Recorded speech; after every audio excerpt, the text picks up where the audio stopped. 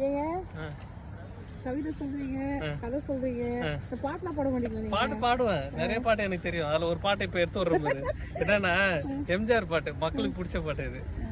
ஓடி ஓடி உழைக்கணும், ஊருக்கெல்லாம் கொடுக்கணும், இதை நம்ம மனசோட நாம வச்சுக்கணும். ஏன்னா வெளியில சொன்னா பொண்டாட்டி விட மாட்டாங்க.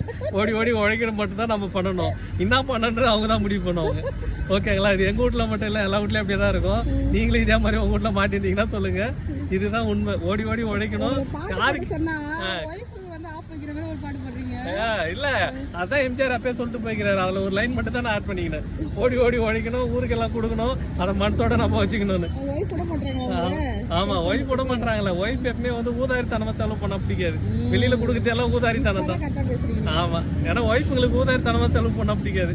வெளில கொடுக்கறதெல்லாம் எல்லாம் வாங்கிட்டு ஒரு நாள் மறந்துட்டு போயிடுறாங்க. அதனால அது உங்களுக்கு பிடிக்காது.